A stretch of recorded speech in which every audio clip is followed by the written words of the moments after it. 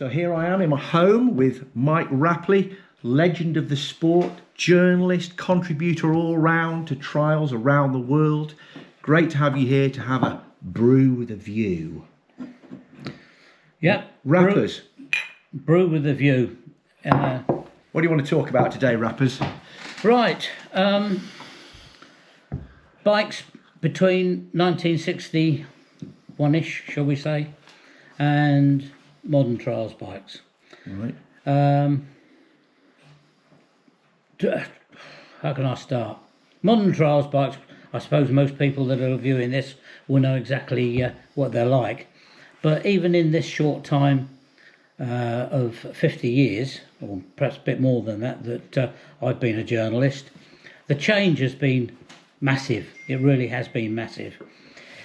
If I recall my first trials bike, it was a 199cc Triumph Cub, bought from Bill Faulkner Motorcycles in Oxford for £60. Whoa. Which my dad bought for me. Oh. 846 KFC, I can remember that. Yeah, and yeah. it's not Kentucky Fried Chicken. It was 846 KFC, long before KFC chicken was around. I still got a picture of myself riding it, several pictures of myself riding it, and when you look at it, it's abysmal. It really is. We should get some of those pictures and put them in the video. Yeah, we can do that. Yeah. No such thing as folding footrests, so guaranteed to dig into your shins and your ankles and send you home set home. I managed to ride 8 trials on it before it gave up, and I mean it did give up. So that was a 1963/4 trials bike for me. And if you look at a Triumph Cub now, which is still a popular machine to ride in pre-65 events, pre-65 Scottish and all the rest of it, trust me, they bear no resemblance to the thing I rode. No resemblance at all. We could talk about that quite a bit. I've just entered the pre-65 Scottish, but that's another conversation. Oh, well, I hope you get in. I hope you get a ride. Yeah, well, my bike doesn't seem to be eligible even though, anyway, there you go. Yeah, but we can talk about that. Yeah, definitely, yeah. That's a subject all on its own. Yeah, absolutely. So that Triumph wasn't a particularly good bike for me to own as a first bike, but it was relatively inexpensive at the time, probably all that my dad was prepared to afford rather than could afford. But the bikes, when he and I went to trials when I was a kid, Greaves were really the bee's knees. You know, a Greaves Scottish with a square barrel. Yeah. The funny front suspension. Yeah. They were the bee's knees. They really were. But of course, the sections were designed for that style of bike. You weren't doing big steps. You weren't doing big jumbles of rock. Certainly not in the Midland Centre where I came from. And there was still quite a lot of riders riding big bikes. 500T Nortons. Wow, yeah. 350 AJs. Yeah. 500 mattresses. Yeah. A few Royal Enfields. Were these bikes especially made for trials? I'll tell you why I asked. My dad, my late dad, Norman Haygarth, he was a trials and scrambler from the 50s, and apparently he used to tell me that, you know, a lot of the guys would convert bikes or use them on the road a bit as well, or I don't know, maybe I'm not remembering the story correctly, but were bikes specially made for trials? Or, you know, could you buy a trials bike, or did you modify a road bike? Do you know what I mean? In the years that I was first went to a trial, I think I first went to a trial with my dad when I would have been about 11. And you bought your trials bike ready to go. You know, you bought a Greaves, or you bought a Cotton, or you bought a James Captain. Yeah. Or you bought a trials AJS. Yeah. All ready to go for trials. Okay. And I think in the early 60s, the converting a a road bike to a trials bike was no longer the thing. Yeah. I think that was back in the mid to late 50s. Yeah, that's probably my dad's era. Really, it was the early 50s, I think. So yes, if you had the money, you could go and buy a proper trials bike. a proper trials Wow. bike. Yeah, and the guys did, because whilst they sound incredibly cheap now compared with what you'd expect them to be, but of course, money was always relative to the income at the time, to the wages at the time. Yeah, yeah. And competition machines have always been made available, certainly in the 60 odd years that I've been riding, 65 or 7 years, whatever it is. You went and bought your trials bike if you wanted to take up the sport, definitely. Yeah. And of course, nothing has changed.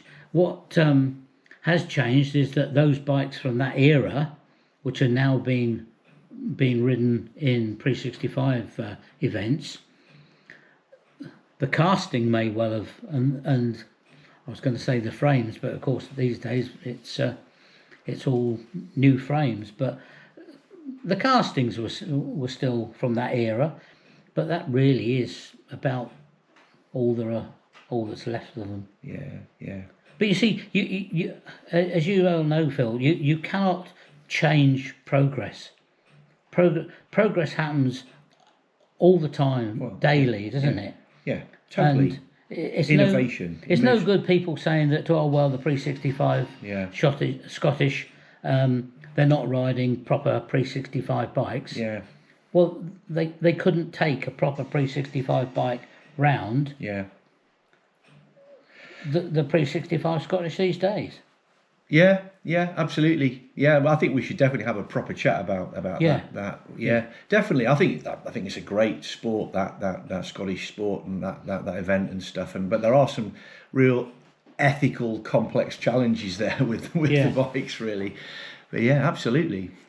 Yeah, but I mean, to me, there's something about a trials bike. I'll tell you what it is. To me, it's visceral. It's like, from being a tiny boy, that I was awakened to trials in the early 70s, and it's just something about them. It still gets me excited, basically, when you hear the rumble of a 2-stroke engine or a 4-stroke, and there's just something about it when you combine that with being off road and being outside. I just don't know what it is, and that hasn't changed for me with the modern bikes. I still get that feeling up until the electric era, which I'm not quite as excited about. That doesn't excite me the same, but that's another conversation. But yeah, it's a visceral thing, it's cool, Yeah, I agree with you entirely. One of the things that modern bikes have that bikes of the era in the 60s and perhaps early 70s didn't have, is that those bikes in those days, they didn't seem to last for very long. Right. Engineering quality wasn't the same. Right. Fuels weren't the same. Oils weren't the same. Yeah, more robust. But whereas nowadays, if you've got shall we say, a 10-year-old modern trials bike, maybe even older than that, as long as it's been well maintained, it's as competitive now as it was when it was new. Let's say if you had for example, a beta of, I don't know, let's say 2005. Mm-hmm. A Rev 3. A Rev 3, yeah. As long as you're a half competent rider and the bike is being well maintained, you can achieve the same results on that as you could on a brand new one straight out the showroom. Pretty much, yeah. It's like 4 RTs, Montesa 4 RTs. They came out in 2005, and as a prime example, John Sunter, a very, very good rider. I know what you're going to say.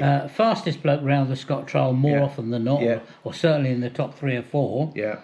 His bike is one of the very, very first 4 RTs. Yeah, it's inspiring. And that's as competitive now as it on the day as it was bought. Yeah, absolutely. No, and I don't think you could say that for, shall we say, a 1965 Greaves Anglian, Yeah, yeah. or even a 1972 Beta. So what you're saying is, what's coming out of this is there are steps in the evolution of the trials bike. Yeah, there there are are. evolutionary steps, and I'm hearing from you there was a big step around about 2000 or late 90s that probably hasn't. You know what I mean?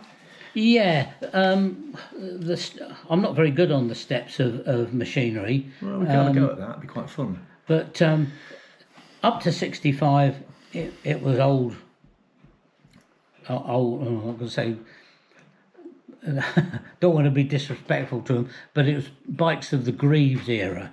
Yeah. After 65, the first of the Bultacos came. Yeah. So it was, perhaps is it right to say mostly British, and then after 65 it became international. Spanish. There was the Spanish bikes, and then the Japanese era came in the 70s. Yes. And so what happened was there was more of it. It seems, forgive me, but it seems like there was more of expanding into two strokes really in that theory. More and more two strokes, less and less of the four strokes. Yeah, four strokes seem to disappear. Then, yeah.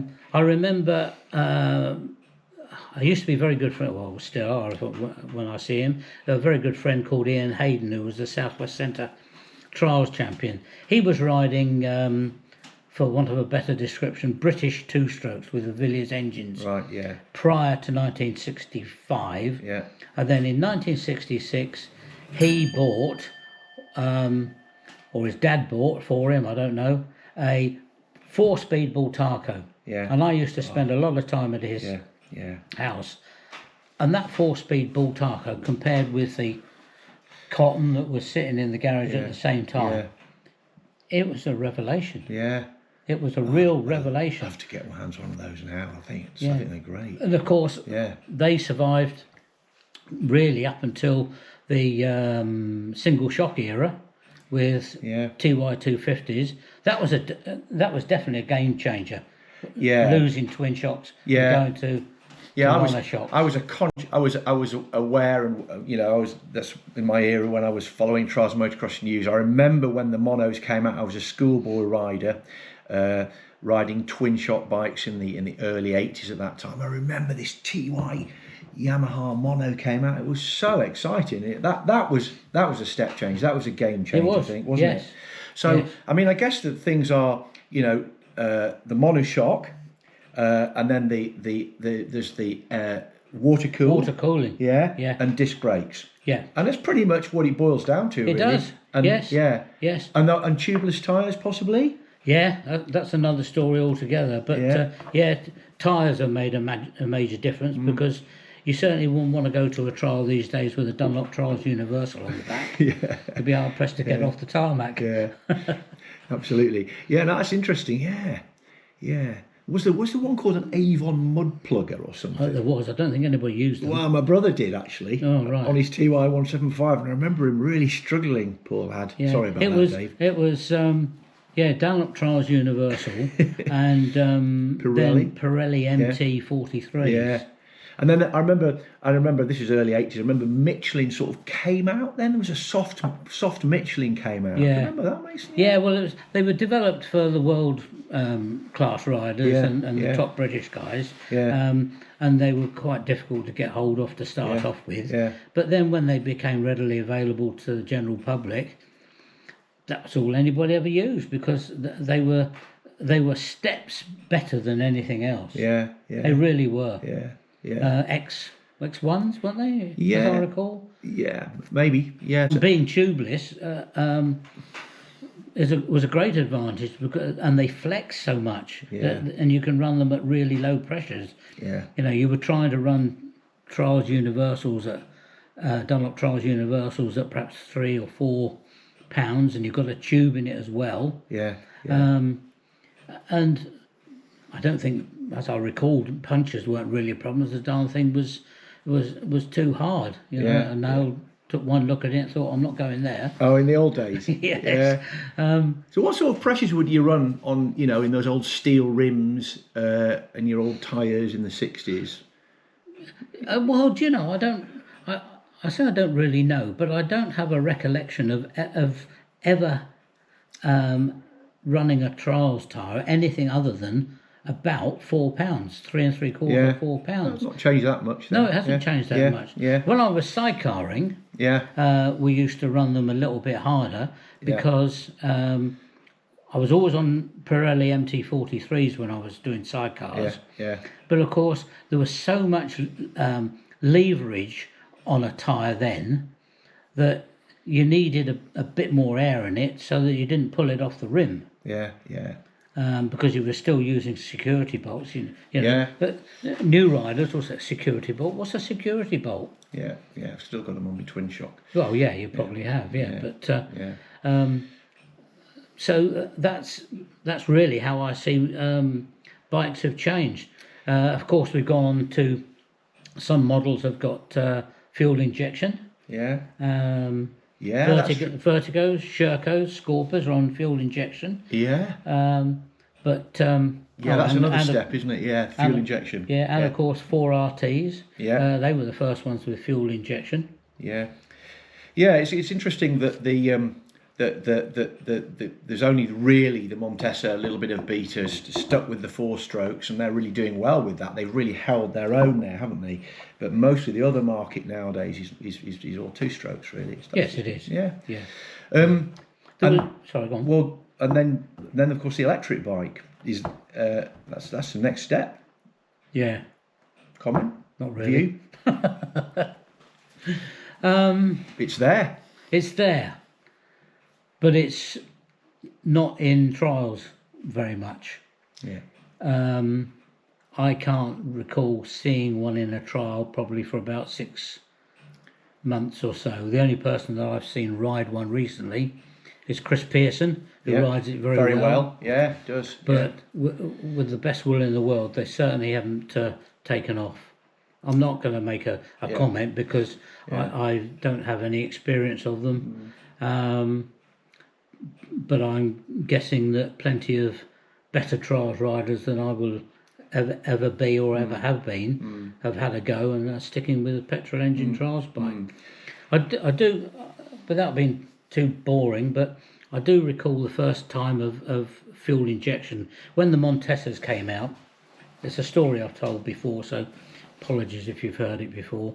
But one of the first trials I went to with my 4RT, and I've had several of them, was to the Mole 2-day. And there was a guy there with a rib on the back of a trailer. Really? A rib being a coastal vessel, boat. Yeah. And he was looking at my bike, which was pretty new at the time. Mull, the island of Mull. Island of Mull, Wow. yeah. Yeah. And I said to him, we've got fuel injection on these now. We used to have carburetors on everything. I said, but the sport's a bit unsure as to whether they're going to be any good or not. And he said to me, you should see that rib over there? And I said, yeah. And he said, that has got a Honda fuel-injected engine on the back. I said, right. And he says, now if I'm out at sea, if I'm 6 miles out at sea and I get caught in a squall and the wind's blowing and the waves are big, he says, I want to be absolutely 100% certain that that engine is going to get me home. And he says, and that Honda engine with fuel injection is totally and utterly trouble-free. Right. And he says, and I think you can say that that Montesa engine, that Honda engine in that Montesa will be equally reliable. And in my experience, and from what I've heard over the years, the fuel injection system has been exactly that. I've got my eye on one of them, you know. Well, One of those Montesas, you know. Or buy it. Yeah, I'd like one. Yeah. Why not? I'll get one. I think I'll get one. Buy one. Yeah, I will do. Yeah. Well, Mike, we've done. We've look at the time. The clock struck 1. We've gone probably another 20 minutes. I think we've got to wrap this up. This brew with a view. Right. It's been great. Yeah. So just to summarise again. So what are we saying? The bikes, the evolution of the trials bike from the 60s to today. Yeah. Massive. A few steps along the way. Yeah. The British bikes up to the mid 60s. The incoming of the European bikes. Fantastic. The Bultaco and all the others. Montesa, Rossa. Yeah. Through into the 70s, a great big 2-stroke market there.